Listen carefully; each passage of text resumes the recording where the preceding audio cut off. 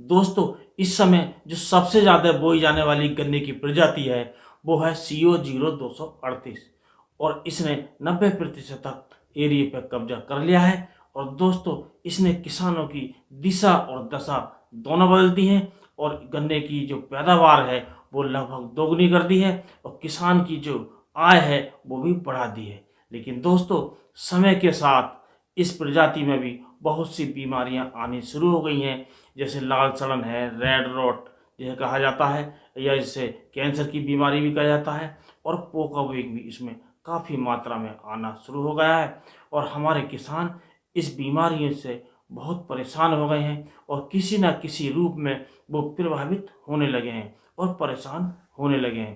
तो दोस्तों, इसकी जो कारण है और इसके जो निवारण के जो उपाय हैं उसके बारे में बात करेंगे, क्योंकि दोस्तों हमारे जो किसान हैं ज़्यादा पैदावार की वजह से इस प्रजाति को छोड़ना नहीं चाहते।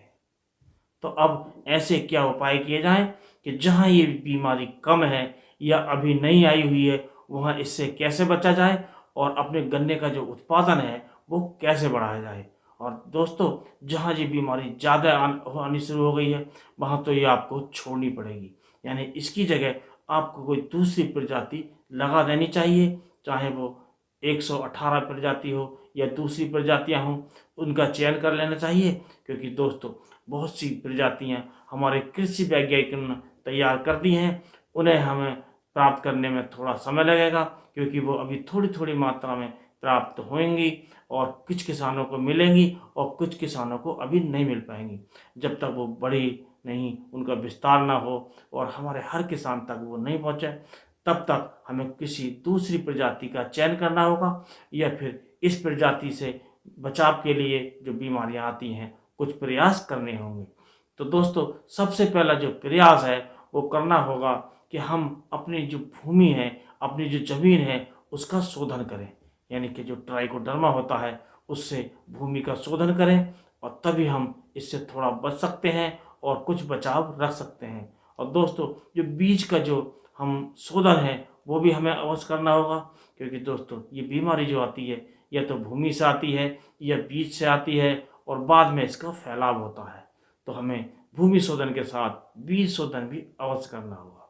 और दोस्तों, उसके बाद जो बात आती है कि इस बीमारी का फैलाव कैसे रोका जाए, क्योंकि दोस्तों ये बीमारी है, ये इसका जो प्रकोप हो गया है वो तभी हो गया है जब इसका क्षेत्रफल ज़्यादा बढ़ गया है। क्योंकि दोस्तों, जब हम किसी प्रजाति को 50% से ज़्यादा एरिया में बो देते हैं या बोना शुरू कर देते हैं तो उसमें विभिन्न प्रकार के रोग आने शुरू हो जाते हैं, यानी कि उनका फैलाव हो जाता है।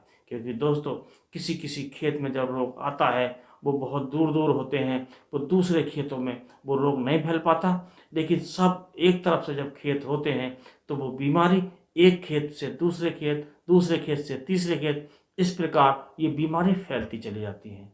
और दोस्तों, इसका जो बचाव है हम तभी कर सकते हैं कि इसमें हम डिस्टेंसिंग का काम करें। जैसे कि कोरोना वायरस होता है उसका सोशल डिस्टेंसिंग करते हैं, यानी कि जो दूरी बनाकर रखते हैं, उसी प्रकार हम अपने खेतों में इस प्रजाति को कुछ दूर दूर बोएं तो हम इस बीमारी से कुछ बचाव कर सकते हैं, इस बीमारी का फैलाव कर सकते हैं। और दोस्तों, जिन क्षेत्रों में इस प्रजाति का जो बीमारी है, यानी कि जो रेड रोट बहुत बड़ी मात्रा में आना शुरू हो गया है और खेत के खेत शुरू हो गए हैं सूखने, उन क्षेत्रों में तो बीमारी से बचने के लिए उस प्रजाति को वहाँ से बिल्कुल ही बंद करना पड़ेगा। लेकिन कुछ क्षेत्र ऐसे हैं जहाँ ये बीमारी कम है या बिल्कुल अभी नहीं है, ऐसे क्षेत्र तो बहुत कम मिलेंगे जहाँ नहीं है। कुछ क्षेत्र ऐसे हैं जहाँ बीमारी बहुत कम है, तो उन क्षेत्रों में हम फैलाव रोक सकते हैं। उसके लिए ये डिस्टेंसिंग का काम हमें करना होगा, यानी कि एक खेत हमें एक प्रजाति का लगाना है, उसके बाद जो दूसरा खेत है वो दूसरी प्रजाति का लगाना है। अब दोस्तों, बात आती है कि खेत, अपने खेत में तो हम ये काम कर सकते हैं कि एक खेत हमारा ये है तो उसमें हम इस प्रजाति को लगा सकते हैं, इसके बराबर की जो खेत है उसमें दूसरी प्रजाति लगा सकते हैं। लेकिन बात आती है जो हमारे किसान भाई होते हैं, एक गांव में, एक क्षेत्र में बहुत से किसान होते हैं, वो किसी का कहना नहीं मान सकते। वो कहेंगे कि हम इस प्रजाति को ही लगाएंगे, तो दूसरा कहेगा हम इस प्रजाति को लगाएंगे, तो ये डिस्टेंसिंग का काम नहीं हो पाएगा। लेकिन दोस्तों, किसानों को समझाने से या आपसी वार्तालाप करने से इस काम को आगे बढ़ा सकते हैं। और दोस्तों, यदि ये काम नहीं हो पाता है तो आप भी थोड़ा प्रयास करके इस काम को कर सकते हैं। इसका उपाय यह है कि जैसे आपका एक खेत है, मान लो आपका 10 एकड़ का है, 5 एकड़ का है या 1 एकड़ का है, उसमें इस प्रजाति को आप बोना चाहते हैं। ये जो वीडियो है और ये जो सुझाव है, ये उन्हीं किसानों के लिए है जो किसान चाहते हैं कि हम इस प्रजाति को ही लगाएंगे और इस प्रजाति को छोड़ना नहीं चाहते, और वहाँ फैलाव इस बीमारी का कम है। और दोस्तों, तो उसमें आप ये कर सकते हैं कि अपने खेत के जो चारों तरफ, यानी कि 5 से 10 मीटर के दायरे में आप किसी दूसरी प्रजाति का चयन करें।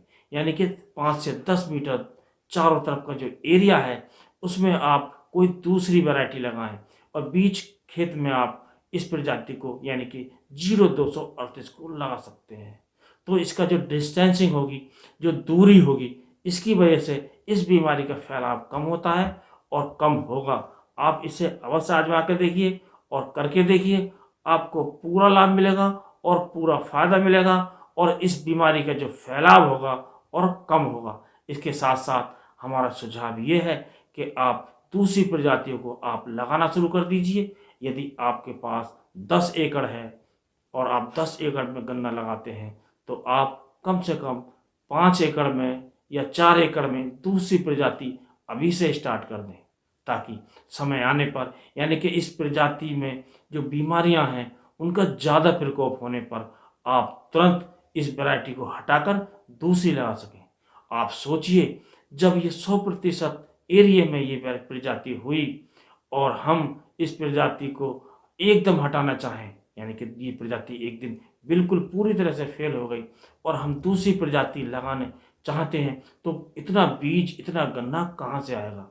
तो उसका हमें प्रयास शुरू से करना है, तभी इस जंग में, इस लड़ाई में हम जीत सकते हैं और अपनी जो गन्ने की जो फसल है इसे बचा सकते हैं। तो दोस्तों, यदि ये वीडियो आपको पसंद आया हो तो वीडियो को लाइक कीजिए और अपने दोस्तों में शेयर कीजिए, ताकि इससे हम अपनी पैदावार बढ़ा सकें और अपने गन्ने की फसल से ज़्यादा लाभ ले सकें। इसी के साथ इस वीडियो करते हैं समाप्त। नमस्कार।